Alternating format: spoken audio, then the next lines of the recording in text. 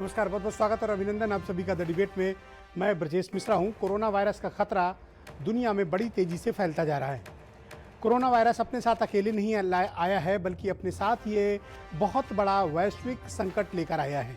ये संकट सिर्फ लखनऊ, उत्तर प्रदेश, भारत, साउथ एशिया तक सीमित नहीं है, बल्कि ये संकट वैश्विक है, यह संकट ग्लोबल है और ये संकट पूरी दुनिया के लिए है। ये सातों महाद्वीपों के लिए संकट है। कोरोना जब आया था तब लोगों ने इसकी गंभीरता का एहसास भी नहीं किया था। विशेष तौर पर जनवरी में जब हम 2020 का वेलकम कर रहे थे, उस वक्त दुनिया को एहसास नहीं था कि एक खतरनाक वायरस, जो आप हॉलीवुड की फिल्मों में कभी कल्पना किया करते थे, उससे भी ज़्यादा खतरनाक और उससे भी ज़्यादा भयानक एक वायरस दुनिया पर हमला करने की तैयारी कर चुका था। इसका नाम है कोविड-19, यानी ये 2019 में जन्म हुआ था। अभी हम 2020 के मध्य में चल रहे हैं और ये वायरस का पीक दुनिया ने देखना अभी बाकी है। तो बहनों भाइयों, आप आसानी से अंदाज़ा लगा सकते हैं कि इस खतरनाक वायरस की वैक्सीन अमेरिका तक खोज नहीं पाया है। 20 लाख से ज़्यादा केसेस अमेरिका में अब तक आइडेंटिफाइड हो चुके हैं और तकरीबन 1,15,000 अमेरिकियों की मृत्यु हो गई। सोचिए, जिस अमेरिका में एक नागरिक की मौत पर वहाँ पर हिंसा भड़की हो, वहाँ राष्ट्रपति का व्हाइट हाउस पर रहना मुहाल कर दिया हो, जिन अमेरिकियों ने, वहाँ 1,15,000 अमेरिकी कोरोना वायरस के चलते मारे गए और वो वैक्सीन तक अभी तक बना नहीं पाए। ये मैं आपको इसलिए बता रहा हूँ ताकि आप इसकी भयानकता को समझ सकें, आप इसकी भयावहता को समझ सकें, आप ये जान सकें कि ये कोई सामान्य फ्लू नहीं है, ये कोई सामान्य वायरस नहीं है, ये कोई सामान्य सर्दी जुकाम का वायरस नहीं है। ये बहुत ही खतरनाक, ताकतवर, जानलेवा वायरस है जो लगातार लोगों की मौत का कारण बन रहा है। इस वायरस ने इस वक्त जो पिछले एक हफ्ते का ट्रेंड देखने को मिल रहा है, वो ट्रेंड साउथ अमेरिका और साउथ एशिया।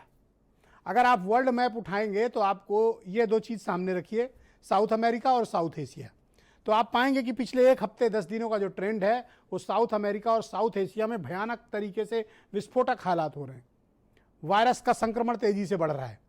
आप देखना स्टार्टिंग से शुरू करिए। पहले चाइना, चाइना के बाद ईस्ट एशिया, ईस्ट एशिया के बाद यूरोप, उसके पहले ईरान, उसके बाद अमेरिका, अमेरिका के बाद साउथ अमेरिका, साउथ अमेरिका के बाद फिर साउथ एशिया। ये मैं आपको इसलिए बता रहा हूं क्योंकि इस दुष्चक्र में सारे देश दुनिया के फंस चुके हैं। 200 से ज़्यादा मुल्क दुनिया के, 5 अरब से ज़्यादा आबादी प्रभावित है कोरोना वायरस से दुनिया भर की। द्वितीय विश्व युद्ध को यह माना गया था कि वो तबाही का एक बड़ा पड़ाव है। अगर आप इतिहास पढ़ते हैं तो ये जरूर आप पढ़ते होंगे कि द्वितीय विश्व युद्ध के बाद की दुनिया कैसे रही और अमेरिका कैसे वर्ल्ड लीडर बना। लेकिन द्वितीय विश्व युद्ध की जो तबाही का मानक दुनिया ने तय किया है वो शायद छोटी पड़ गई है। अब अगली तबाही का जो मानक तय किया जाएगा वो कोरोना वायरस होगा। अब तक अनुमान के मुताबिक तकरीबन 4,25,000 लोगों की मृत्यु हो चुकी है और ये आंकड़ा जारी है। ये आंकड़े वो हैं जो ऑफिशियली सरकारों ने किसी तरह रिपोर्ट किए हैं। एक अनुमान है कि तकरीबन द्वितीय विश्व युद्ध में 10 लाख लोग मारे गए थे। लेकिन द्वितीय विश्व युद्ध के हालात और अब के हालात में बड़ा फर्क है। तब की दुनिया और अब की दुनिया में बड़ा फर्क है। तब वैश्विक बाजार इतने बड़े नहीं थे, तब कम्युनिकेशंस इतने स्ट्रांग नहीं थे, तब ट्रांसपोर्ट इतना आसान नहीं था, तब ट्रेड इतना आसान नहीं था, तब ट्रेड इतना फास्ट नहीं था, ट्रेड लोड बहुत कम था, इंपोर्ट एक्सपोर्ट के लेवल बहुत कम थे। अब जब हम ग्लोबल विलेज की अवधारणा में अपने को देखते हैं तो ये पाते हैं कि पूरी दुनिया तो एक दूसरे पर निर्भर है। हम जब आत्मनिर्भर भारत की बात करते हैं बहनों भाइयों, तो आप ये जान लीजिए कि निर्भरता हमारी दूसरे पर है, एक दूसरे पर है। आप ये नहीं कह सकते कि हम दूसरे देशों से ये नहीं लेंगे या दूसरे देशों से वो नहीं लेंगे। आपको लेना पड़ेगा क्योंकि आप एक वैश्विक दुनिया में रहते हैं।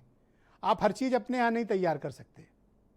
आपको यूरोप पर भी निर्भर होना पड़ेगा, वेस्ट पर भी निर्भर होना पड़ेगा, एशिया पर भी निर्भर होना पड़ेगा। ज़रूरतें सबकी एक दूसरे को मिलाप करती हैं। एक ताज़ा स्टडी आई है लंदन के किंग्स कॉलेज की।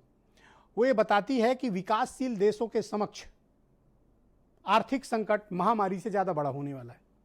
इस लाइन पर गौर किया जाए बहनों भाइयों। विकासशील देशों के समक्ष कोरोना के संकट से ज़्यादा बड़ा संकट आर्थिक बदहाली होगी, अर्थव्यवस्था की परेशानी होगी। दूसरी सबसे बड़ी चुनौती होगी गरीबी। दुनिया में गरीबी की रेखा के नीचे जो लोग चले गए उनकी तादाद और बढ़ने वाली है। जो बॉटम लाइन में थे वो बहुत नीचे चले गए, जो बीच में थे वो गरीबी की रेखा के नीचे आ गए हैं। यानी दुनिया में गरीबों का प्रतिशत बढ़ने जा रहा है। और अगला जो शोध हुआ है वो और डरावना है। 20 से 30 सालों में हमने जो जितने गरीबों को अमीर बनाया है, जितने लोगों को गरीबी की रेखा के ऊपर ले गए हैं, अगर विशेष उपाय नहीं किए गए तो हम 30 साल पीछे होंगे। हम मतलब दुनिया, आप अकेले नहीं, हम भी उसका पार्ट होंगे। अब हम देखेंगे कि हम 20 साल हैं कि 25 साल हैं। ये स्तर है इस कोरोना वायरस की महामारी के चलते उपजे गंभीर आर्थिक संकट से। तो यानी हम दो मोर्चों पर एक साथ लड़ रहे हैं। कोरोना वायरस से तो लड़ ही रहे हैं जो हमारी जिंदगी के लिए खतरा है, और दूसरा हमारे सामने अर्थव्यवस्था का संकट। तो ऐसे में हम कैसे लड़ेंगे? आप देख रहे होंगे कि जैसे जैसे ये वायरस फैलता जा रहा है, महंगाई बढ़ती जा रही है, चीज़ों की उपलब्धता कम है, डिमांड ज़्यादा है, प्रोडक्शन कम है क्योंकि बड़ी बड़ी फैक्ट्रीज बंद पड़ी हुई हैं, सब इमरजेंसी हालात में काम कर रहे हैं, रेट्स मनमाने हैं, सरकारें अभी दूसरी कामों में व्यस्त हैं। तो दुनिया के जो हालात हैं वो ठीक नहीं है।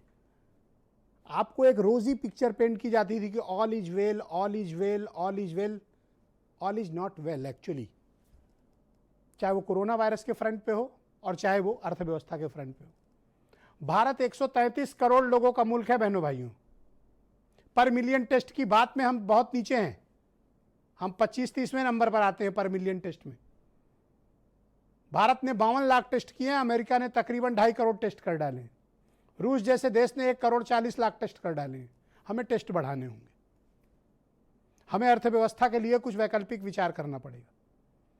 फिनलैंड जैसी कंट्री ने अपने यहाँ जो लोग भी बेरोजगार हुए उन सबको मंथली पैसे देते हैं।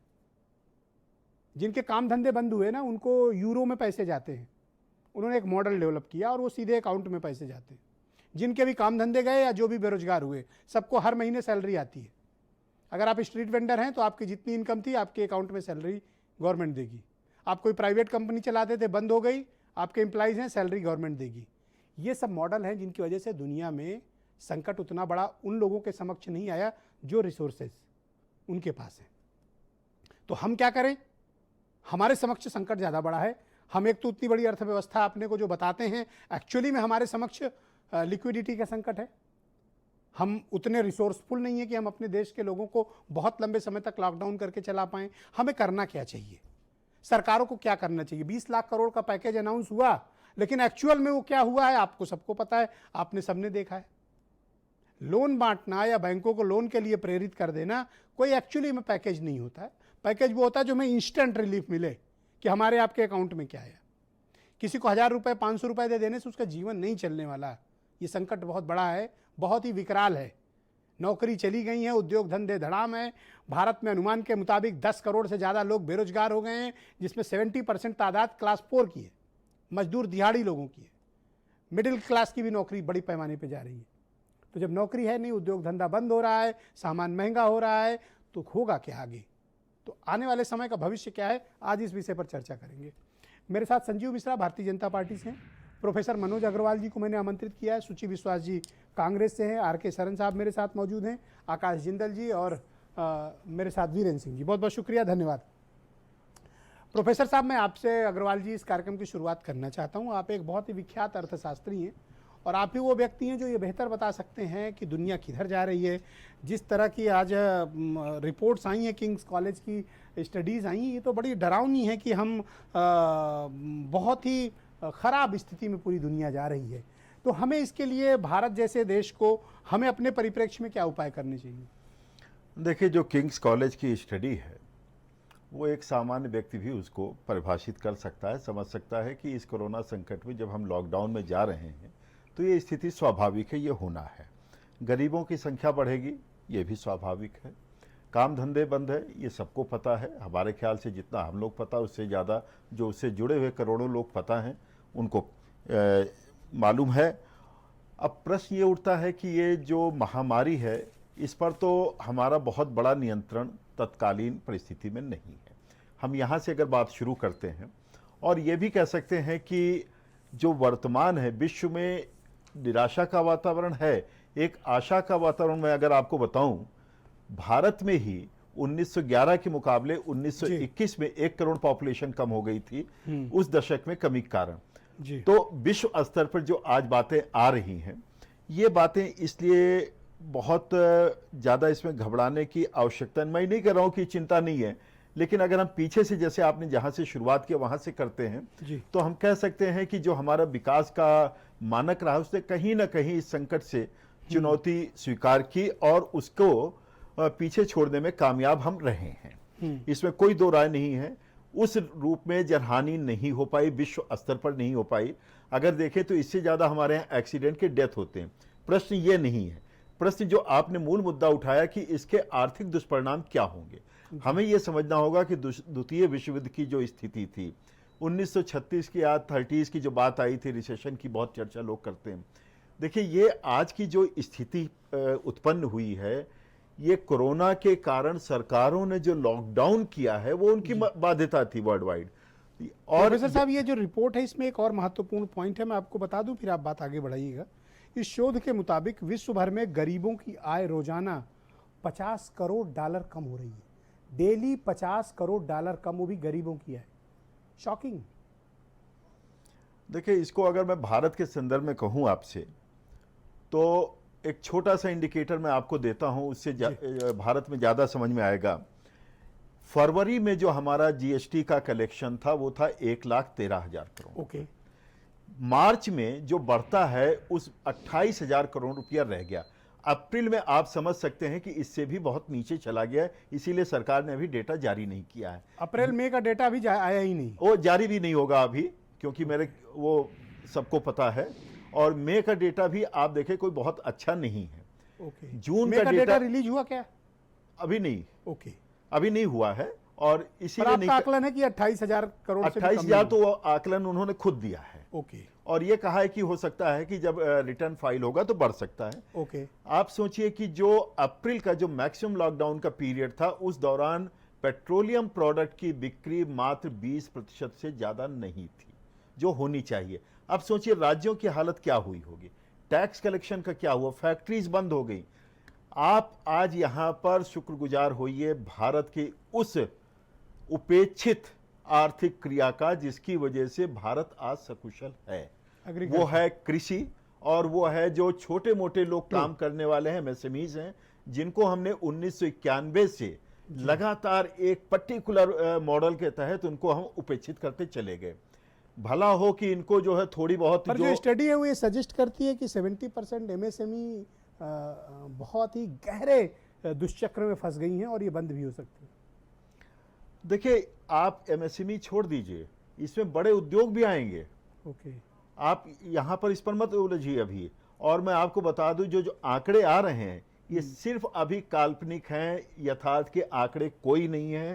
स्थिति इससे ज्यादा डरावनी हो सकती है, इससे ज्यादा डरावनी हो सकती है। लेकिन मैं यहां पर एक पॉजिटिव बात ये कहना चाहूंगा कि ये मौका है हमें अपने इकोनॉमिक रिवाइवल के लिए एक नई स्ट्रेटजी को इजाद करने का। दूसरा मुझे ये बताइए कि जब दुनिया भर में तेल की कीमतें बहुत कम हो रही हैं, आज भी मैं देख रहा था तो आज भी 2700 रुपया प्रति बैरल के आसपास की दर है पेट्रोल और डीजल की, जो फ्यूल प्राइसेस की, पर भारत में हम दाम बढ़ाते जा रहे हैं। ये वही, खैर हम पॉलिटिकल क्वेश्चन तो इनसे कर लेंगे। आप मुझे बताइए कि जब अंतर्राष्ट्रीय बाजार में कीमतें गिर रही हैं तो आप क्यों बढ़ा रहे हो भाई? संकट में हमारा संकट और क्यों बढ़ा रहे हो? ये इन्होंने एक्साइज ड्यूटी के तहत बढ़ाया केंद्रीय सरकार ने, ताकि उनका जो रेवेन्यू लॉस है दूसरी जगह से वो यहां से कुछ कंपनसेट हो सके जी। और राज्यों ने भी देखिए वैट नहीं घटाया, थोड़ा कहीं कहीं उन्होंने बढ़ाया, क्योंकि उनके राजस्व जो 2-3 महीने के राजस्व हैं, खर्चे अचानक से बढ़ गए। पर ये लोग तो हमें बताते थे प्रोफेसर साहब, we are $5 trillion economy, this and that, हम ये कर सकते हैं, हम वो कर सकते हैं। बस 45 दिन में ही आपका सब कुछ, देखिए जो आज का जो ये मतलब जन आम आदमी सवाल करता है। आप एक्सपर्ट हो तो आपसे पूछा जाएगा। मैं फिर कह रहा हूं, देखिए यहां पर आज 2 तरह के पिलर यहां स्थापित हो गए। एक सरकार की साइड का पिलर हो गया, एक आम आदमी की साइड का पिलर हो गया। आम आदमी ने अपना भरपूर यहां पर सहयोग किया जी। आप देखिए पूरे लॉकडाउन से लेकर के अब तक कृषि पदार्थ का कोई संकट नहीं रहा। ठीक है, इसमें सरकारों का भी योगदान रहा है कि कृषि उत्पादन बढ़ा, लेकिन कृषकों का उससे ज्यादा योगदान रहा, ये हमें स्वीकार करना चाहिए। सर, जब आप 2 गुना करने की आय बात करते हैं तो आप उनको उनकी कीमत नहीं दे पाते। आपकी ही रिपोर्ट, आप भी लास्ट टाइम डिबेट में थे, आप बता रहे थे कि 1.5 गुना तो छोड़िए, अभी हम उनको 1.25 गुना और 1 गुना तक आ जाएं तो बहुत बड़ी बात है। तो मैं I can understand, all right. मैं संजीव मिश्रा की तरफ रुख करूंगा, भारतीय जनता पार्टी के प्रवक्ता हैं। भाई संजीव जी, ये क्या हालात देश की आपने कर दी 45 दिनों में ही? नहीं, मैं तो समझ रहा था कि ब्रजेश जी, आप जब शुरुआत करोगे तो देश की सरकार को और देश के प्रधानमंत्री जी को धन्यवाद दोगे कि जिस तरीके से लॉकडाउन को करा गया और लॉकडाउन के माध्यम से लाखों लोग आज जो स्थितियां हैं, धन्यवाद उसे इस बात पर कितनी- दूं कि 3 लाख केसेस हो गए हैं। धन्यवाद इस नहीं, बात ये- पर दूं कि हमारे देश में 9,000 इस देश के नागरिक मारे जा चुके हैं। धन्यवाद इस बात पर दूं कि आपने पूरा लॉकडाउन खोल दिया। धन्यवाद इस बात पर दूं कि हमारे देश की अर्थव्यवस्था की ये हालत हो गई। किस बात पर धन्यवाद मैं चाहिए? एक चीज का अगर जवाब दूं तो ज्यादा बेहतर रहेगा, Go ahead. हालांकि टाइम उतना नहीं होता है। हाँ, ये जरूर है कि जो आप आज संक्रमित लोगों की संख्या बता रहे हैं, इनसे कहीं अधिक स्थितियां, लाशों की स्थितियां होती जो अन्य देशों में हुआ है। जो अब आप आप खोल के ज्यादा करवाना बेहतर चाहते तरीके से हैं। देख रहे हैं उनको। हमने आप क्या लॉकडाउन समझ रहे हैं करके प्रोफेसर साहब को पता नहीं है? लॉकडाउन करके हमने व्यवस्थाओं को सुदृढ़ किया है, हमने सिस्टम को मेंटेन किया। आज लोगों को ये मालूम है और अभी कि खोल कर क्या मेंटेन कर रहे हो उन्हें भाई? मास्क लगाना है, उन्हें सोशल डिस्टेंसिंग को मेंटेन रखना है। ये सारी चीजें जिस तरीके से अवेयरनेस हुई है पूरे देश में, उसका आज ये परिणाम है कि हम जहां पर हैं वो बहुत सुरक्षित हैं और देशों से। हाँ, ये जरूर है कि सरकार के हाथ में और जनता के हाथ में, दोनों के हाथ में ये चीजें हैं। आने वाले समय में आर्थिक जनता हालात को इतनी खराब हो रही है, दूसरे देशों से रिपोर्ट आ रही है अपने के बारे में, कुछ जरा उसको भी देख लेते एक बारी। देखिए, बिल्कुल सही बात है। इस गंभीर धंधा विषय ठीक चल रहा है आप इस लोग का। गंभीर विषय पे कोई और भी सुझाव होंगे। आपकी डिबेट बहुत शानदार रहती है। आपकी डिबेट में जो सुझाव आते हैं, मैं समझता हूं देश की सरकार तक वो सुझाव पहुंचते हैं और अभी प्रदेश मेरे की ऊपर सरकारों तक। प्रोफेसर साहब प्रेशर बना रहे हैं कि मैं इनसे ऐसा, ज्यादा ऐसा, सवाल ऐसा कोई प्रेशर नहीं मैं बना रहा। हाँ, ये जरूर है, शुरू से आपने जो डिबेट्स की हैं, जिस तरीके से आपने टेस्टिंग को बढ़ावा देने की बात की, तो उत्तर प्रदेश की सरकार कितना गंभीरता से आज 15,000 के ऊपर हम टेस्टिंग कर अच्छा रहे एक बात हैं। हाँ, बताओ शुरुआत नहीं हो। संजीव भाई, एक बात बताओ, जी। पाकिस्तान में भी वही पेट्रोल डीजल बिकता है, भारत में भी वही पेट्रोल डीजल बिकता है। वहाँ की सरकार पेट्रोल की कीमत 27 रुपया और डीजल की कीमत 15 रुपया कम कर देती है। वो भी सऊदी से खरीदते हैं, आप भी सऊदी से खरीदते हो। उनके यहाँ भी टैंकर से तेल आता है, आपके यहाँ भी टैंकर से तेल आता है, पर आप 70 रुपया में बेचते हो। क्यों भाई, इतना अत्याचार जनता पे क्यों करते हो? वैसे तो कहते हो पाकिस्तान ये पाकिस्तान वो, थोड़ा यही सीख लो उनसे। नहीं ब्रजेश जी, पाकिस्तान से और हिंदुस्तान की अगर बराबरी आप करेंगे, मुझे लगता है कि ये उचित नहीं होगा। ये तो अनर्थ हो जाएगा क्योंकि जिस तरीके से पाकिस्तान में हो रहा है वो आतंकवादियों का एक तरीके से अड्डा है। अरे मुझे पेट्रोल का बताओ, और आतंकवाद और जिस तरीके से हमारे यहाँ पेट्रोल क्यों लोकतंत्र महंगा है, उनसे बेच रहे हो, जिस ये तरीके बताओ। से हमारे यहाँ लोकतंत्र है, पाकिस्तानी ना ट्वीट करके हंसता है हम लोगों पे कि तुम्हारे यहाँ की सरकार ज्यादा महंगा पेट्रोल डीजल बेच रही है। अब ब्रजेश जी, एक चीज आपसे थोड़ा व्यक्तिगत जरूर हो जाएगी। आप जितना बड़ा सेटअप चला रहे हो पूरे उत्तर प्रदेश में, आप एक चीज बताओ कि किस तरीके से इतने कोरोना जैसे वैश्विक महामारी में आप कितना शानदार चला रहे हो। उसी तरीके से हमारे देश के प्रधानमंत्री और उत्तर प्रदेश के मुख्यमंत्री योगी जी भी चला रहे हैं, पूरा 24 घंटे मुझे ये बताओ कि एक बात 24 घंटे जुट करके। जब पाकिस्तान अपने यहाँ पेट्रोल डीजल की कीमत कम कर सकता है, बांग्लादेश कर सकता है, भारत के में आप पेट्रोल डीजल बढ़ाते जा रहे हो। और आप वो पार्टी हो, जब कीमत बढ़ाती थी, कांग्रेस की सरकार थी, तो आप चूड़ी उड़ी लेके मार्केट में उतर जाते थे। तो ये मतलब ये डुअल स्टैंडर्ड क्यों है आपका? नहीं, ये दो चेहरे क्यों हैं आपके? मुझे तो लगता है ये चीजें जरूर कहनी चाहिए आपकी डिबेट में कि लोगों को अन्य शानदार तरीके से मिल रहा, लोगों को फंड मिल रहा है, जिन लोगों को, और 33 लाख श्रमिकों आप को बेचो का तो डाटा बना पेट्रोल करके और कांग्रेस बेचे तो काम पानी कर रहे हैं। योगी जी जिस तरीके से काम कर ऑल रहे राइट, हैं। सुची विश्वास जी, ऑल राइट, सुची विश्वास कांग्रेस के स्पोक्स पर्सन। सुची जी, कोरोना वायरस भी बहुत तेजी से फैल रहा है। मैं कुछ बोलना चाहता हूं, I am waiting. Just wait, मैं कुछ बोलना चाहता हूं ब्रजेश जी। यस जिंदल साहब, प्लीज वेट। कांग्रेस की स्पोक्स पर्सन बोल रहे, उसके सीधे बाद में आप ही के पास आता हूं।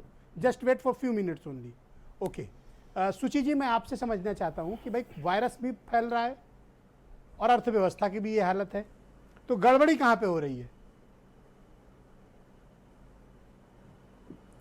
देखिए, भाजपा प्रवक्ता ने आपसे कहा कि धन्यवाद व्यक्त करना चाहिए। काफी सारे आपने कम बोल दिए, कुछ रह गए हैं।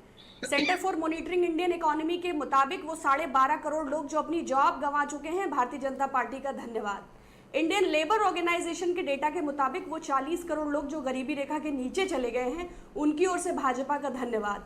5 लॉकडाउन करने के बाद भी दिया बाती थाली धूप बत्ती और कोई एग्जिट लॉकडाउन की पॉलिसी ना होना, सरकार का धन्यवाद। और दुनिया में हम 6ठे नंबर पर कोरोना संक्रमण में आ गए हैं, उसके लिए भी भाजपा का धन्यवाद। 64% लोगों ने अपने भोज्य पदार्थों में कटौती कर दी है जी। और टाइम्स ऑफ इंडिया की एक रिपोर्ट के मुताबिक 81% शहरों में जीविकोपार्जन का संकट है और 57% ग्रामीण क्षेत्रों में। तो अर्थव्यवस्था नेगेटिव में जा रही है। यही रीजन है कि फिस्कल डेफिसिट और कारणों को दिखाते हुए बजाय लोगों को आर्थिक सहयोग, डायरेक्ट बेनिफिट ट्रांसफर करने के आधार पर ऋण देने की पॉलिसी को 5 दिन की धारावाहिक प्रेस कॉन्फ्रेंसेस में बताया गया। और सरकार लोगों को लेकर इतना गंभीर है कि न्यूक्लियर, माइनिंग, डिफेंस और जो भी गंभीर विषय हैं उनके प्राइवेटाइजेशन और सिक्योरिटी रेमिफिकेशंस को लेके फैसले ले रही है, लेकिन आम जनता की ओर ध्यान ही नहीं है। और तीसरा, अभी आपने एक और सज्जन बोल रहे थे, मैं देख नहीं पाई, किंतु उन्होंने रेवेन्यू लॉस के लिए, क्रूड ऑयल के लिए प्राइसेस पे बात किया। 68,000 करोड़ रुपए जब विलफुल डिफॉल्टर्स का माफ किया जाता है तो रेवेन्यू लॉसेस को उधर से क्यों नहीं कवर किया जाता? लेकिन प्रवासी मजदूरों को ट्रेनों में लूट लेते हैं 1-1 हजार का टिकट देकर, और दो मिर्चा, 2 ब्रेड और 300 ml पानी में 40-40 घंटा उनको ट्रेनें घुमाती हैं। तो सरकार की अप्रोच कैपिटलिस्टिक है, उसकी प्राथमिकता न जनता है, न जनता से जुड़े मैडम विषय प्लीज हैं, वेट। और ओके, न आकाश जिंदल जी मेरे साथ शेष जुड़े हुए सारी हैं, दिल्ली से दुर्गति जाने आपके वाले सम्मुख है। अर्थशास्त्री हैं। भाई जिंदल जी, इस कोरोना काल में मैं देख रहा हूँ कि जो वैश्विक गरीबी है दुनिया भर में वो बढ़ती जा रही है। हम प्रतिदिन भारी मुसीबत में फंसते जा रहे हैं। अर्थव्यवस्था की जो हालात दुनिया में और भारत में है, ये काफ़ी चिंता करने वाली है। हमें इसके लिए क्या उपाय करने चाहिए? देखिए, उपाय इसके लिए ऑल अराउंड एफर्ट्स हमें करने होंगे। अभी बीजेपी के हमारे मित्र बता रहे थे कि he needs to be congratulated for what they have done. There are many things which we have been saying, which we have been requesting, which we have been shouting from rooftops, which need to be done. आज आपने ब्रजेश जी बड़ा सही उठाया issue कि आज हमारे मजदूर भाई से लेके मिडिल क्लास तक को दिक्कत है। तो मेरी ऑर्गेनाइजेशन akashjindal.in का मानना है कई उपाय हमें करने चाहिए। सबसे पहले तो मिडिल क्लास को रिलीफ देने के लिए हमें इनकम टैक्स कम करना चाहिए, उससे क्या है बाइंग पावर बढ़ेगी। जीएसटी कम करना चाहिए, उससे क्या है चीजें सस्ती होंगी, खरीदारी बढ़ेगी। आम आदमी को, अभी कांग्रेस के हमारे मित्र आम आदमी की बात कर रही थी, आम आदमी की जिसकी इनकम के ऊपर बहुत बड़ा हिट लगा है rather, whether he is a private employee or he is an entrepreneur, his income has been severely hit. उसके लिए एटलीस्ट उसके बिजली पानी के खर्चे, इलेक्ट्रिसिटी एंड वाटर बिल्स, वहां वेवर आना चाहिए। ठीक है, इलेक्ट्रिसिटी कंपनियों को सरकार सबवेंशन दे सकती है। उसके अलावा प्रॉपर्टी टैक्स का वेवर होना चाहिए। एक चीज मैं और पूरी जिम्मेवारी से बता दूं, शायद ये सवाल उठाया जाएगा कि आकाश जिंदल जी तो बात कर रहे हैं कि टैक्स और कम कर दीजिए जबकि टैक्स कलेक्शन कम है। मैं आपको पूरा डेटा दे सकता हूं, मेरी ऑर्गेनाइजेशन akashjindal.in ने कैलकुलेशन की है। अगर हम टैक्स रेट कम करते हैं तो टैक्स कलेक्शन कम नहीं होगा, रादर वॉल्यूम बढ़ जाएंगे, क्योंकि धीरे धीरे अब लॉकडाउन कई जगह खुल रहा है तो उससे वॉल्यूम बढ़ेंगे, इकोनॉमी दोबारा जो है ग्रोथ की तरफ चल पड़ेगी। ऑलरेडी अभी देयर इज 24% अनएम्प्लॉयमेंट। हमारी कांग्रेस के मित्र जो ILO कह रही थी वो इंडियन लेबर ऑर्गेनाइजेशन नहीं है, that is international labour organisation, जो कि UN की एक बॉडी है। 40 crore people, Everybody, it is very clear to everyone. 40 crore people could enter poverty, deeper into poverty if this continues. और आज RBI के गवर्नर कह चुके हैं कि जीडीपी जिंदल साहब, एक नेगेटिव में जा इंटरवीनिंग सकती क्वेश्चन है। है। जिंदल साहब, वन इंटरवीनिंग क्वेश्चन, ये जो 20 लाख करोड़ की राहत किस्त के नाम पर जो कुछ भी बटा, जैसा कि यूनियन गवर्नमेंट क्लेम कर रही है, लेकिन जो एक्सपर्ट हैं वो निराश हैं। वो कहते हैं आपने दिया तो जरूर, लेकिन ये आम लोगों तक पहुंचने वाली ये पैकेजेस नहीं है, ये बेसिकली लोन है या कुछ वेवियर है। मुझे भी कोई ऐसा कुछ खास उत्साह मार्केट में नहीं दिखा, आपको दिखा क्या? Brajesh, it's a very very nice question. बिल्कुल आपने सही कहा। देखिए, सच्ची बात तो ये है, हमें थोड़ा पीछे जाना पड़ेगा। पिछले बजट में मैं तमाम नेशनल टीवी चैनल्स पे यही कह रहा था कि सरकार के पास ज्यादा कुछ देने को है ही नहीं है। मैं यहाँ सरकार को डिफेंड नहीं कर रहा, बट ऑलरेडी हमारा डेफिसिट 3.8% था। और दूसरी बात, to be reasonable towards the government, we have to accept that our finances are not as solid as that of US और इटली। मैं ये समझना चाहता हूँ कि जिनकी आमदनी छिन गई, जिनकी रोजी रोटी चली गई, चाहे वो स्ट्रीट वेंडर हों, दिहाड़ी मजदूर हों, छोटे पेशे के लोग हों, उनके लिए फौरी राहत के तौर पर क्या किया गया? बिल्कुल आप फौरी बिल्कुल राहत, सही कह रहे मतलब हैं। मैं देखिए, इंस्टेंट रिलीफ जिसको कहते हैं। बिल्कुल मैं इस चीज में आपके साथ हूं, मैं वहीं आना चाहता था। सबसे इंपॉर्टेंट है हमारे देश का मजदूर भाई, हमारा वो भाई जो स्ट्रीट वेंडर है, जो सड़क के किनारे चाय बेचता है, ठेला लगाता है, उसको इमीडिएट रिलीफ देना चाहिए था। रादर जिसे मैं इस तरीके से पुट करूंगा, जो डेली कमा के खाने वाला आदमी है, he should have been given relief. Okay, all right. उसको मेरे जितना साथ रिलीफ आरके मिलना सरन चाहिए साहब था जुड़े हुए उतना हैं। जस्ट रिलीफ नहीं मिला है। आरके सरन जी, मैं आपसे समझना चाहता हूं कि भाई आम लोगों की जिनकी आमदनी छिन गई है, चाहे वो स्ट्रीट वेंडर हो, सब्जी बेचने वाला हो, फल व्यापारी हो, सामान्य दुकान चलाने वाला हो, रोजगार धंधे का आदमी हो, उसको इंस्टेंट रिलीफ के तौर पर सरकार ने क्या दिया? उसको इंस्टेंट रिलीफ के सरकार ने तो कुछ खास दिया नहीं है। ब्रजेश जी, आप बिल्कुल बात सही कह रहे हैं, लेकिन इसमें क्या है कि मैं अभी डिबेट सबका सुन रहा था, ये क्रिटिसिज्म का टाइम नहीं है देश में और दुनिया में।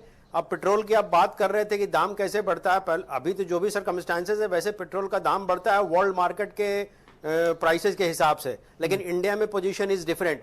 सेकेंडली, जितने लोग क्रिटिसिज्म करते हैं गवर्नमेंट का, चाहे कोई भी गवर्नमेंट रहे, वो जो क्रिटिसिज्म करते हैं, अगर आप सर्वे कराएंगे रोड पे तो सबसे ज्यादा पेट्रोल भराने वाले लोग वही होते हैं जो घर में क्रिटिसाइज करते हैं कि सरकार ने दाम बढ़ा दिया। तो क्या तो करें, सबसे सरन बड़ी साहब, बात है लोग कि गाड़ी हमको भी ना पहले इस्तेमाल बैलेंस करें। बनाना है एंड बिफोर क्रिटिसाइजिंग। आपने नहीं, मैं ये नहीं कह रहा हूं कि जब क्रिटिसिज्म करते हैं तो उसका सोल्यूशन भी उनको देना पड़ेगा, सिर्फ क्रिटिसाइज करने से नहीं होगा। आपने टॉपिक बिल्कुल अच्छा उठाया है, इसका सोल्यूशन अगर हम लेके आते हैं तो बढ़िया होगा। जहां तक गरीबों का सवाल है और जो टैक्स की बात कर रहे हैं कि अगर हम इंटरनेशनल मार्केट से तय होती है, सबको पता है इंटरनेशनल मार्केट से तय होती है, तो आप इंटरनेशनल मार्केट से अपनी डोमेस्टिक मार्केट को लिंक क्यों नहीं कर देते हैं? वहां बढ़ेगा, हम यहाँ ज्यादा कीमत देने को तैयार हैं, वहां घटेगा तो घटा दो। पाकिस्तान तक कर चुका है, जिसको आप दुश्मन देश हम सब मानते हैं, तो हमें करने में कौन सी कठिनाई है? हम अपने देश के नागरिकों से ज्यादा वसूली क्यों कर रहे हैं? भाई क्रूड ऑयल 17 रुपया लीटर है आज, हम कहते हैं प्रोसेसिंग में चलो 34 रुपया हो जाएगा, टैक्स लगा लो भाई और कुछ कर लो, 50 रुपया ले लो, 70 रुपया वसूल रहे हो। जय सरन साहब, मत करो ऐसा ना। नहीं, आपकी बात बिल्कुल ब्रजेश जी सही है, लेकिन अभी जो सर्कमस्टांसेस हैं आप भी एग्री करेंगे। मैं नहीं एग्री करूंगा आपसे, सेंट्रल और स्टेट जबरदस्ती एग्री मत कराओ ना। मैं क्यों एग्री करूंगा आपसे? कैसे? देखो, ये जबरदस्ती कह रहे हैं, आप एग्री करेंगे। नहीं, व्हाई शुड आई एग्री? नहीं, जबरदस्ती आप जबरदस्ती मुझसे एग्री कराना चाहते हो। एग्री करने देख रहे हैं, जबरदस्ती देखिए, ये कह रहे हैं कि आप एग्री करेंगे। अरे भाई, मैं क्यों एग्री करूंगा आपसे? मैं ये बोल नहीं क्यों एग्री करूंगा? अच्छा, आप एग्री नहीं करें, लेकिन देश और राज्य, सेंटर और राज्य को चलाने के लिए रेवेन्यू चाहिए। रेवेन्यू कहीं ना कहीं से तो लाना पड़ेगा ना इस क्राइसिस में। तो क्यों पाकिस्तान अपना कोई रेवेन्यू उपाय कहां तो से ला होना रहा है? चाहिए उसका, बांग्लादेश चाहे अपना पेट्रोल से हो, रेवेन्यू चाहे कहां से ला रहा है? एक्साइज नेपाल कहां से ला रहा है? हम ही क्यों ला रहे हैं? चीन कहां से ला रहा है अपना रेवेन्यू? जापान कहां से ला रहा है अपना रेवेन्यू? यूरोपियन कंट्री कहां से ला रही है अपना रेवेन्यू? आप इस बात के हिमायती हैं कि पेट्रोल की कीमत बढ़ा दो। इन सब देशों का मुकाबला नहीं, मैं वो नहीं कर रहा हूं। कहीं ना कहीं सोर्स ऑफ इनकम के लिए स्टेप लेना पड़ेगा, भले ही पेट्रोल भाई बीरेन अभी सामने आया है, लेकिन किसी न किसी फील्ड में बनाना पड़ेगा। बढ़ती जा रही बीरेन जी, और जिस तरह के हालात ये सही तरीका नहीं है हो रहे हैं बीरेन जी, करने का। ये बहुत increasing central excise. Just wait Jindal साहब, just wait. Okay Viren ji, मैं आपसे समझना चाहता हूं कि भाई गरीबी बढ़ रही है, अर्थव्यवस्था की हालत बहुत ही खराब है। आप बता रहे थे कल की महंगाई का स्तर बहुत बड़ा है, और कल आपने डिमांड की थी कि इस विषय पर डिबेट किया जाए। तो आज आप एक बेहतर व्यक्ति हैं जो ये बताएंगे कि क्या स्थिति इस वक्त है। ब्रजेश जी भारत के मुख्य आर्थिक सलाहकार हैं के सुब्रमण्यम, उन्होंने भी माना है कि विकास दर में भारी गिरावट आ रही है, और ये जरूर है कि इंटरनेशनल क्रेडिट एजेंसी है S&P और फिंच, इनका अनुमान है कि अगले साल इस अर्थव्यवस्था में कुछ सुधार हो सकता है। इस साल कोई सुधार की गुंजाइश नहीं है। लेकिन अभी मैं सुन रहा था तमाम सारे लोगों को, सरन जी भी बैठे हैं और तमाम सारे लोग जो कह रहे थे, भारत में ये बताया जाता है कि जो पेट्रोल है उसका दाम मात्र 19 रुपया है इस समय, उसमें 53 रुपया टैक्स जोड़कर वो 74 रुपये का हो जा रहा है, यानी पेट्रोल कुल 19 रुपये का पड़ता है। अब दूसरी सबसे बड़ी बात यह है कि सरकार तेल के दाम बढ़ाती है तो कंपनियां उसे ग्राहकों से वसूल करती हैं। अंतर्राष्ट्रीय बाजार में वैश्विक बाजार में कच्चा तेल सस्ता है, वैश्विक बाजार से तेल की कीमतें तय होती हैं। तो क्या भाजपा को तब ये नहीं पता था जब स्मृति ईरानी और राजनाथ सिंह और जेटली ये गोभी का फूल लेके और गैस सिलेंडर लेके रोड पर बैठते थे कांग्रेस सरकार के खिलाफ? और ये लगातार आज चौथा दिन है बहनों भाइयों, क्या ये कि जब पेट्रोल डीजल की कीमत बढ़ी है, लगातार आज चौथे दिन। ये एक सप्ताह में 3.5 रुपए से ज्यादा बढ़ चुकी है इस सप्ताह में। और तेल सरन की साहब कीमतें। कह रहे हैं और ले लो टैक्स और लगाओ टैक्स। ब्रजेश जी, एक आदमी था, उसने एक कार थी, कार की सीट बेच दी, हैंडल बेच दिया, कार का पहिया बेच दिया और कहा कि मुझे सौगंध, मुझे इस मिट्टी की मैं कार नहीं बिकने दूंगा।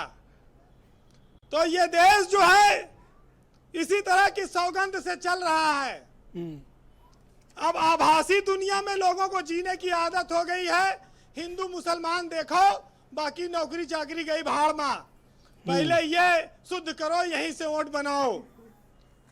वैसे एक कड़वा सच ये है कि भारत की अर्थव्यवस्था पहले से ही डूब गई थी।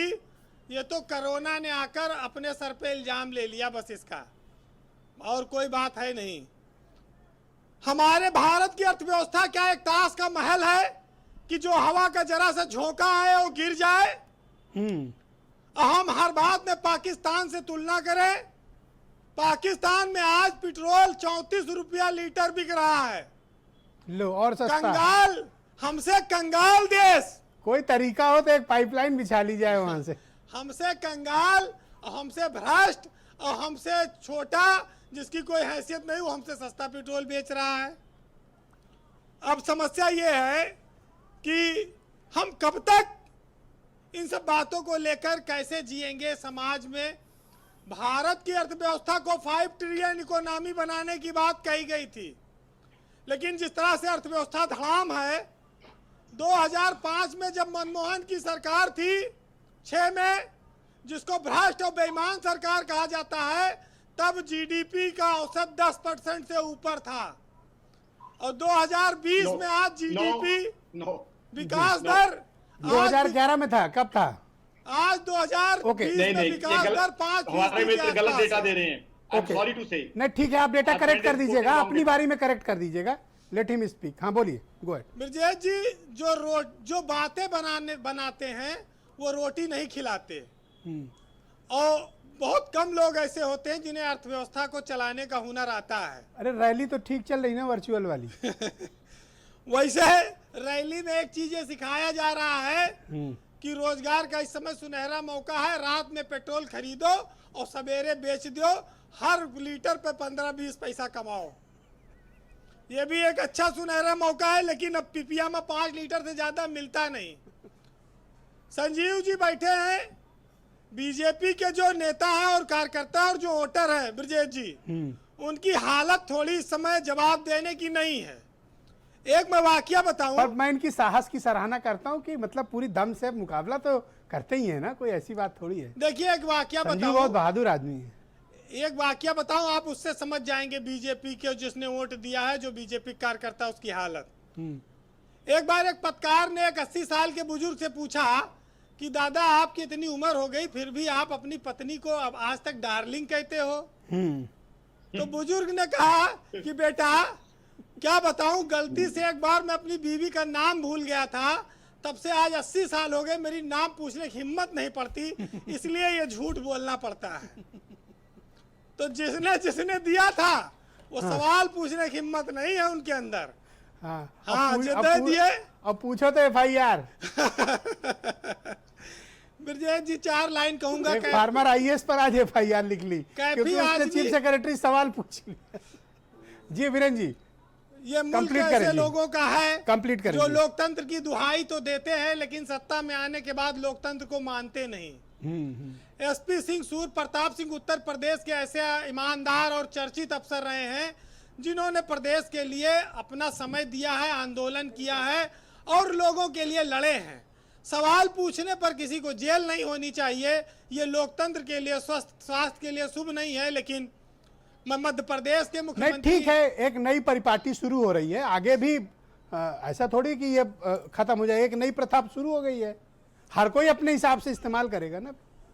मैं 4 लाइनें कहूंगा, कैफी आजमी साहब ने लिखी हैं, जिंदल साहब आता अच्छी हूँ है। आपके पास। जी अच्छी है, सुनिएगा, मजा आएगा। जी ऐसी महंगाई है कि चेहरा बेच के अपना खा गया कोई, अब वो अरमान है ना वो सपने, और सब कबूतर जैसे उड़ा गया कोई। वाह, बहुत बहुत बढ़िया, बहुत धन्यवाद वीरेंद्र जी, बहुत बहुत शुक्रिया। बहनों भाइयों, बस छोटा सा ब्रेक लेंगे, ब्रेक के फौरन उस पार आएंगे और इस डिबेट को आगे बढ़ाएंगे। हमारे साथ इस मामले के कई एक्सपर्ट्स, पॉलिटिकल कमेंटेटर्स मौजूद हैं, एक्सपर्ट्स भी हैं, जिनके जरिए हम इस डिबेट को आगे बढ़ाएंगे।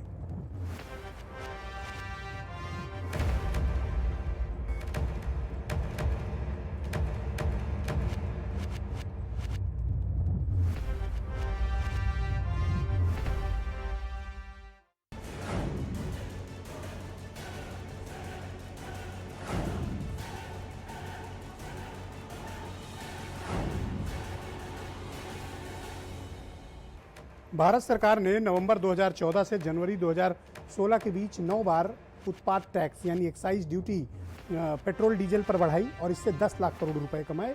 राज्यों ने इस पर वैट लगाया और 1,30,00,000 करोड़ से ज़्यादा के पैसे बनाए। ये केंद्र और राज्य सरकारों ने किया। आपको पता भी नहीं चला होगा और पिछले 3 दिनों के भीतर पेट्रोल की कीमत लगभग 2.5 रुपये और डीजल की कीमत तकरीबन 3.5 रुपये बढ़ाई जा चुकी है। ये 30 पैसे, 40 पैसे, 50 पैसे की शक्ल में बढ़ती है और आपको पता नहीं चल रहा है।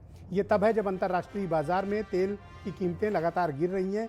तेल खरीदने वाले देशों की संख्या कम है क्योंकि उनकी खपत कम हो गई है, लेकिन तेल कंपनियां अपना भयानक मुनाफा और अपने खजाने को इतना भर चुकी हैं कि अगले कई सालों तक अगर वो तेल फ्री भी बेचें तो भी उन्हें फ़र्क पड़ने वाला नहीं है। लेकिन उसके बावजूद तेल कंपनियां आपकी जेब काटने पर आमादा हैं। तेल की कीमत घटाई नहीं जा रही। ये तो ही तेल की बात। दूसरी बात यह है कि लगातार आप देख रहे हैं जब पेट्रोल डीजल महंगा होता है तो उसका महंगाई से सीधा रिलेशन है। जब पेट्रोल डीजल की कीमत बढ़ती है तो महंगाई भी उसी प्रोपोर्शनेट, उसी लेवल पर बढ़ती है। चौथी बात, हम इस वक्त कोरोना के एक भयानक स्वास्थ्य संकट से गुजर रहे हैं। हमारे लिए पैंडेमिक है, महामारी है, जिससे निपटना बहुत ही कठिन कार्य है। मैंने जैसा कि डिबेट के प्रारंभ में बताया कि साउथ एशिया और साउथ अमेरिका ये 2 ऐसी टेरिटरी हैं जहां पर इस वायरस का संक्रमण सर्वाधिक प्रभावित है। ये यहाँ के मौजूद देशों को सामने संकट बहुत बड़ा है और हमारे आस पड़ोस के देशों में भी ये संकट बढ़ गया है। पहले ये कहा जा रहा था कि पाकिस्तान में हालात कंट्रोल में है, लेकिन अब हालात ऐसे हो गए कि पाकिस्तान में 1,25,000 पेशेंट्स पाए गए हैं। हमारे पड़ोस में चलें आप बांग्लादेश, वहाँ पर 82,000 रिपोर्ट्स अब तक आ चुकी हैं कोरोना वायरस की। नेपाल जहाँ पर 100 से भी कम केस थे, अब 5,000 केसेस हो गए हैं। भूटान, बर्मा सेफ है हमारे यहाँ, अदरवाइज हालात पूरी टेरिटरी के बहुत ही ख़राब हैं। रूस के पास आप हालात देख लें तो स्थितियां दिनों दिन बिगड़ती जा रही हैं। हमारे समक्ष अब अर्थव्यवस्था का भी संकट आकर खड़ा हो गया है, क्योंकि दुनिया भर में अगर ये अर्थव्यवस्था बिगड़ी है तो हमारे यहाँ भी बिगड़ी है। मैं जिस रिपोर्ट का जिक्र कर रहा था उसकी बात हमने डिबेट के प्रथम चरण में रखी है।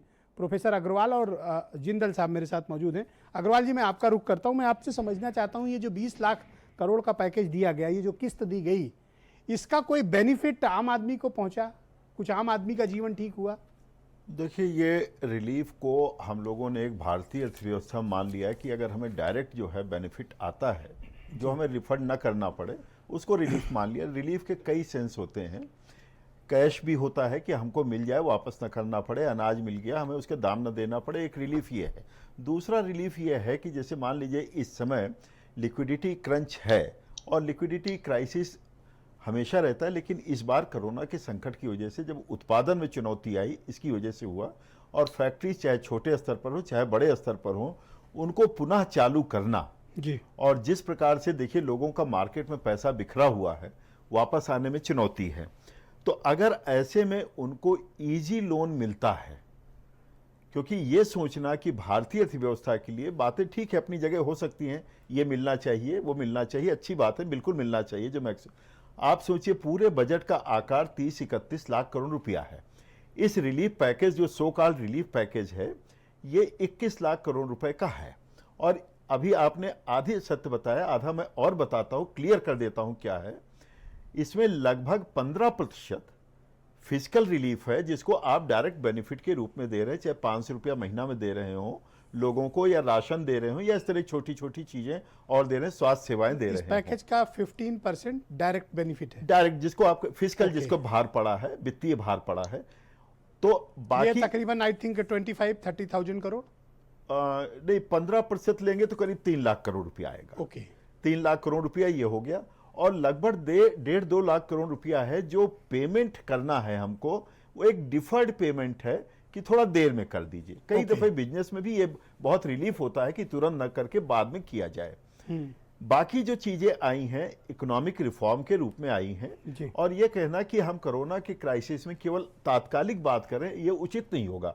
हमें एक इकोनॉमिक ट्रांसफॉर्मेशन की ओर चलना होगा, क्योंकि पर जिनकी आय छीन गई है प्रोफेसर साहब, देखिए हमें क्या मिला उनको? तत्काल रिलीफ कोई दिन मिलनी आपका चाहिए। कहना सही है, आपका कंसर्न एकदम 100% सही है, लेकिन हम जब इस स्थिति में आज केवल ये कर सकते हैं कि हम इतना आज करेंगे, बाकी यदि आय सृजन के अगर हम तरीके नहीं इजाद करेंगे तो हमारे लिए आगे चुनौतियां हैं, और चुनौतियां खत्म नहीं हो गई हैं।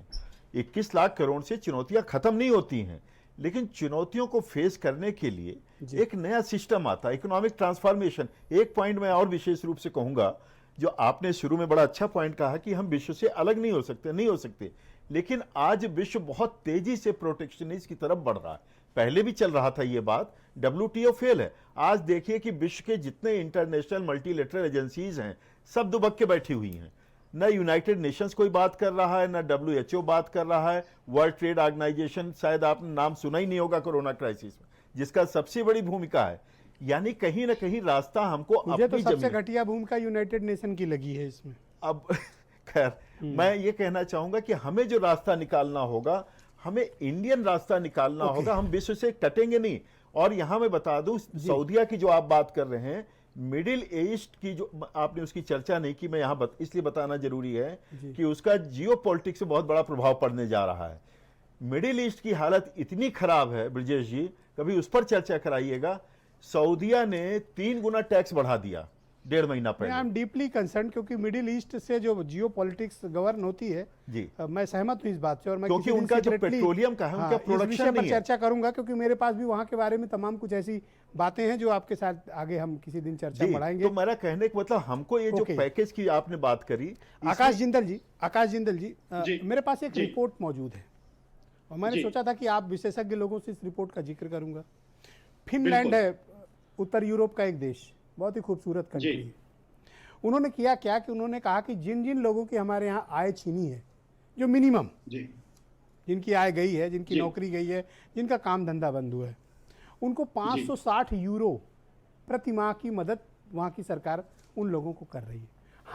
हम लोग इस तरह की चीजें प्लान क्यों नहीं कर सकते? हमारे समक्ष क्या संकट है? हमें भी करना चाहिए। जब फिनलैंड की सरकार रोजगार छीनने पर लोगों को मिनिमम इतना दे रही है, तो हमें भी कुछ इस प्रकार का प्लान करना चाहिए ना। देखिए, ideally I am totally with you Brajesh ji, ideally ऐसा ही होना चाहिए, लेकिन कड़वी सच्चाई ये है कि हमारे फाइनेंसेस और रिसोर्सेज इस तरह के है ही, जिस तरह की हमारी पॉपुलेशन है, जिस तरह का डेफिसिट हमारा कोरोना से पहले चल रहा था 3.8%, we are not in that position. और मैं बिल्कुल आपके साथ हूं, ऐसा ही होना चाहिए। जो आपके दिल में संवेदना है, दर्द है डेली कमा के खाने वाले आदमी के लिए, वो बिल्कुल सही है। वो हमारी इकोनॉमी का बेस है, and he must be helped, he should have been helped, and I must say we have not helped him the way we should have helped. But एक चीज अभी आपने जो बड़ी खूबसूरत चीज उठाई थी पेट्रोल डीजल की, बीजेपी के मेरे मित्र से मैं एक चीज पूछना चाहता हूं। हमें जो बताया गया है, we have been told कि petrol and diesel prices have two components, now they have market link, one is international crude oil prices, second is dollar prices। अभी कुछ समय पहले क्रूड ऑयल की प्राइसेस मैं सभी लोगों को बता दूं माइनस में चली गई थी, एक दिन के लिए नेगेटिव में चली गई थी। यानी अगर आपने तेल खरीदना, अगर आपने तेल बेचना है, तो आपको पैसे देने पड़ेंगे सामने वाले को, क्योंकि रखने की जगह नहीं थी। तो अब डेली क्रूड ऑयल की प्राइसेस इंडिया में चेंज होती है। तो बीजेपी के मित्र मुझे बता दें, वरना डेट मैं उन्हें बताऊंगा कि उस दिन इंडिया में क्रूड ऑयल की प्राइसेस क्या थी। चाहे डॉलर का प्राइस लगा लें, चाहे इंटरनेशनल मार्केट में क्रूड ऑयल का प्राइस, चाहे हम ब्रेंट यूज करते हैं, मैं यूएस क्रूड की बात कर रहा हूं, क्या हम जो इंटरनेशनल मार्केट प्राइसेस से लिंक करने की बात की हुई है petrol and diesel, are we strictly following that formula? And the biggest thing, Brajesh ji, you have very well mentioned, the main component of our economies are agriculturist brother. हमारा किसान भाई जो अभी भी इकोनॉमी को स्ट्रांगली चला रहा है, diesel is something which is the lifeline for our agriculturist. Now I am really surprised to understand they are saying that we need to mobilise revenue from somewhere. What is this? Is petrol and diesel the only source? You should increase GDP of the country. You should increase GDP, It's a increase easy economic source activity. for You will get state lots government. and lots of It's a taxes. easy This is source not for a way at union all government. that you जिस have to सरकार को कुछ mobilize नहीं from सूझता petrol windows. उसको bureaucrats यही सलाह देते हैं कि पेट्रोल डीजल पर वैट बढ़ा दो, क्योंकि वैट डायरेक्ट स्टेट्स को मिलता है। Am I correct, professor Agarwal? एकदम सही है। लेकिन यहाँ पे जिंदल साहब मैं एक चीज बता दूं सर आपको। एक सेकंड रुक जाइएगा, टाइम कम है, आपको जोड़ लूंगा। भाई क्या हुआ संजीव भाई, आज क्या सन्नाटा क्यों है इतना? नहीं, बिल्कुल कोई सन्नाटा नहीं है। जिंदल जरा जी अपनी जिंदल बात साहब कह की बात का जवाब तो दो। जिंदल जी अपनी बात कह रहे थे। जिंदल जी आम समय को और आज जो वैश्विक महामारी है कोरोना, उसको जोड़ करके देख रहे हैं। अरे भाई आज तो की क्या करें, स्थितियां मतलब दूसरी ये? हैं, आज की परिस्थितियां दूसरी हैं। ओके। जिंदल साहब थोड़ा बहुत तो समझदारी से कम कहिए। आप उस समय की बात अच्छा, कर रहे हैं, आपने- उस समय की आप बात कर जिंदल रहे को हैं। ना आप जिंदल उस साहब समय को की ना बात समझ कर कह रहे रहे हैं। हैं। उस समय की बात मत करिए, God. आज की बात करिए।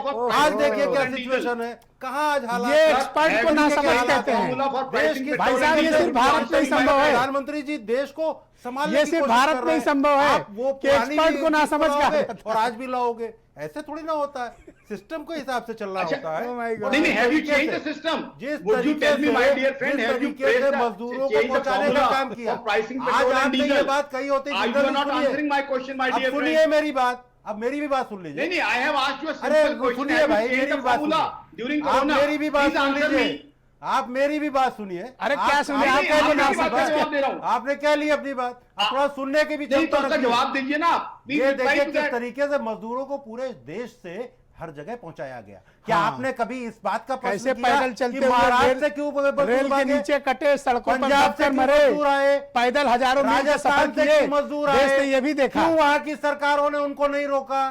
क्यों दिल्ली की सरकार तो ने इसमें जिंदल उनको साहब की border पे क्या खड़ा कर गलती दिया? है? ये आप भी जिंदल प्रश्न साहब की आते बात का हैं। जवाब दो। ये भी प्रश्न होते हैं। आप कह केवल रहे थे संजीव डीजल मिश्रा और पेट्रोल कि के जिंदल ऊपर साहब हैं। आप ना आज समझ जी। हैं।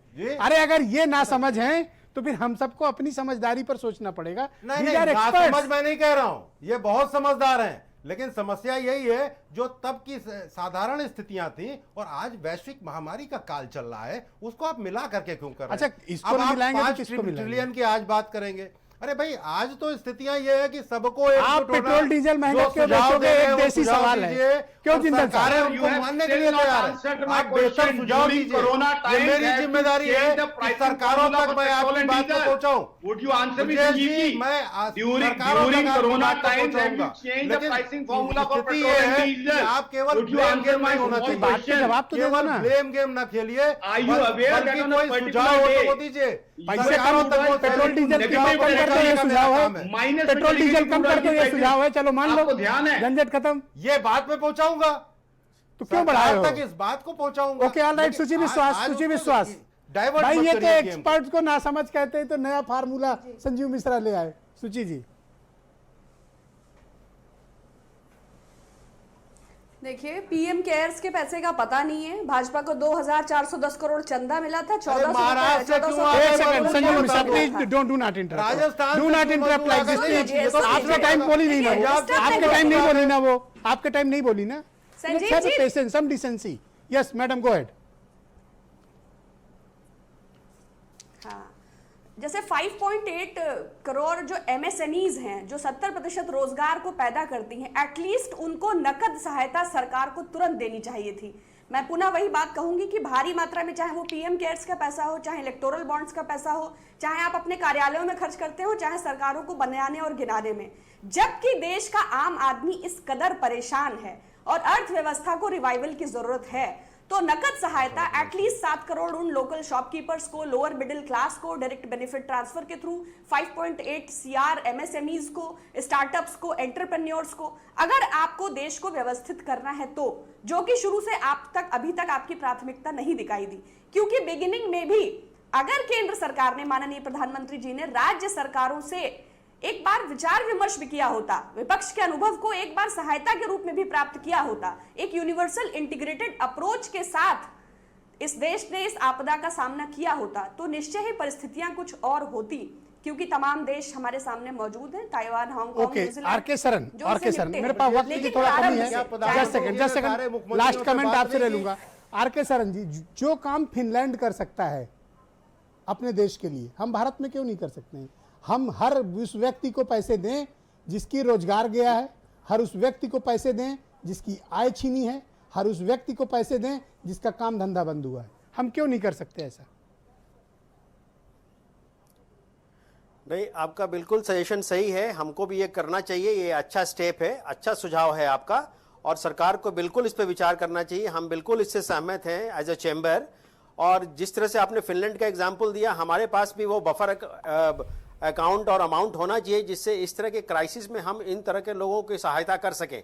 ये बिल्कुल बात सही है, मैं निष्पक्ष ढंग से बता रहा हूं आपको, ये सजेशन अच्छा है और सरकार को, केंद्र और राज्य सरकार दोनों को इस पर विचार करना चाहिए। हम बिल्कुल इसके पक्ष में हैं। ओके, संजीव मिश्रा, जो फिनलैंड कर सकता है भारत सरकार क्यों नहीं कर सकती? क्या प्रॉब्लम है? उत्तर प्रदेश सरकार क्यों नहीं कर सकती? क्या प्रॉब्लम है? नहीं, उत्तर प्रदेश सरकार ने तो शुरू से इस मामले में नहीं, वो हर व्यक्ति को पैसे दे रहे हैं, हर व्यक्ति को, हर व्यक्ति, चाहे वो ब्रजेश मिश्रा हो, चाहे संजीव हो, चाहे आर के शरण हो, चाहे अग्रवाल जी हो, चाहे सुची जी हो। अगर काम धंधा गया तो उनको पैसे मिल रहे हैं। नहीं, जिनको जरूरत है, भैया मुझे आपने जिनको कुछ नहीं दिया, जरूरत है उनको देने का काम प्रोफेसर उत्तर साहब प्रदेश बता सरकार ने दें। किया। इसीलिए 30 लाख श्रमिकों का पहले ही डाटा बनवा लिया। डाटा इसलिए अरे बनवाया। आटा दो, डाटा इसलिए छोड़ बनवाया। दो। 11 लाख लोगों को एक एडजस्टमेंट करके उनसे एक टाई अप कर लिया। तो ये सारी चीजें उत्तर प्रदेश के मुख्यमंत्री नहीं, मैं कह रहा हूं कि गंभीर, जी। देखिए, what ever you have done, जो हो गया सो हो गया। हम इस तरह की स्कीम क्यों नहीं बना सकते हैं जो दुनिया के दूसरे मुल्क तैयार करें? भाई किसी से सीखने में बुराई थोड़ी ना है। अगर कोई कर सकता है हम भी करें। बिल्कुल बिल्कुल, अच्छी चीजों को सीखना चाहिए। महामारी के लिए जहां से जो सुझाव जिस तरीके की भी वो करनी पड़े, निश्चित रूप से सरकारों को करना भी चाहिए। प्रोफेसर और कर भी अग्रवाल, रहे। आपका सुझाव क्या है कि क्या हम इस तरह की कोई स्कीम ला सकते हैं? किसी का भी रोजगार जाए, हमारा जाए, किसी के जाए, सड़क वाले के जाए, रिक्शा वाले के जाए, सरकार उसको पैसे दे। देखिए, यहाँ पर दूसरा मॉडल लगा है, मॉडल लगभग वही है। एक तो 576 वहाँ का जो यूरो है, वो मानकर चलिए हमारे यहाँ गोभी अगर 10 रुपए की मिलती है तो उनके यहाँ 1 यूरो से 1.5 यूरो का मिलता है। तो 5 यानी कि उनका लगभग 20 यूरो पर डे का हिसाब पड़ा। अरे गूगल करके देखिए यूरो कितने का है आज। आप भारत से मत देखिए ब्रजेश जी, उनके यहाँ का खर्चा देखिए। मैंने कहा ना, उनके यहाँ के जो परचेजिंग पावर है हमारे यहाँ से अलग है जी, एक नहीं है। जैसे हमारे यहाँ अगर एक सैंडविच लेंगे तो आपको जो है 20 रुपए का मिल जाएगा, वही उनके यहाँ 2 यूरो का मिलेगा, यानी कि 200 का मिलेगा। तो उनकी परचेजिंग अलग है, हमारे यहाँ दूसरे रूप में कर रहे हैं। हमारे यहाँ उतनी आर्थिक क्षमता नहीं है। हमारे यहाँ एक बेयर मिनिमम के रूप में दिया जा रहा है कि जिनको भोजन की समस्या है। सर 85 रुपया का 1 यूरो है सर। पता है मुझे, लेकिन मैंने कहा ना कि वहां की गोभी आप और देख ये लीजिएगा। जानते कितना होगा भारत के हिसाब से? वहाँ की भारत से मत देखिए ब्रजेश जी, 50,000 रुपया महीना दे रही है। मत जोड़िए, मैं आपसे फिर अनुरोध कर रहा हूं, मत जोड़िए। इसलिए कि हमारे यहाँ अगर टमाटर 10 रुपया किलो ठेला वाला दे रहा है, तो उनके यहाँ अगर रुपए में देखेंगे तो 150-200 रुपए किलो टमाटर है। सर पर 50,000 रुपया महीना घर बैठे मिल रहा है तो मतलब, लेकिन वो रुपया भारत में नहीं हो सकता ब्रजेश जी, ये हम लोगों का दिवा स्वप्न है। इतनी तो आमदनी मिडिल क्लास की भी नहीं है हमारे यहाँ। तो हमारा कहना, एक थोड़ा सा मैं जिंदल साहब, but it's a beautiful model. Yes sir, go ahead please. Jindal साहब, एक थोड़ा सा इसको हम लोग एक प्रोफेशनल तरीके से देखें। आपने कहा कि क्या हम जो है इंटरनेशनल लेवल पर जो क्रूड के दाम है उसके लेवल पर हम पेट्रोलियम के दाम यहाँ क्यों नहीं फिक्स करते? ये वही मार्केट मॉडल है। एक चीज ब्रजेश जी ने भी क्लियर कर दिया, मैंने भी ये कहा था, ये जो प्राइसेस बढ़े हैं बहुत क्लियर है। देखिए, ये प्राइसेस केवल टैक्सेशन की वजह से बढ़े हैं, बहुत क्लियर, इसको समझिएगा। तो हमारा इंटरलिंक्ड है। आप जैसे अभी इन्होंने, मेरे ख्याल से, मुझे एग्जैक्ट ध्यान नहीं है सर, 10 सेकंड सर, एक सेकंड में मैं खत्म करता हूं कि अभी शायद 18 रुपया इन्होंने पर लीटर My बढ़ाया। question was that the entire revenue has to be based on petrol and diesel. Who has said that? Which economics tells us that all the taxes need to be collected from petrol and diesel only? That is what my question is. No, sir. it is not all the Why revenue. should we focus You may on differ. petrol and diesel? Economists never for agree to all each other. All our taxes. now diesel is just like diesel is हाँ, the political lifetime लोग for an ठंडे। agriculturist. Thank you, Agriculturist is thank the you sir, most thank you so much. important आप सबका component बहुत of बहुत our शुक्रिया, society. बहुत बहुत शुक्रिया, बहुत बहुत धन्यवाद। आप सब ने अपने बहुत ही महत्वपूर्ण विचार कोरोना काल में इस वैश्विक गरीबी के संकट पर प्रस्तुत किए हैं। उम्मीद है कि हमारी केंद्र की सरकार और राज्य सरकारें कुछ सीखेंगी। दुनिया के दूसरे देशों ने इस संकट से निकलने के जो फार्मूले तैयार किए उन पर विचार करेंगे और इस देश को कोरोना से भी बचाएंगे और गरीबी और मंदी से भी बचाएंगे। बहुत बहुत शुक्रिया, धन्यवाद, थैंक यू।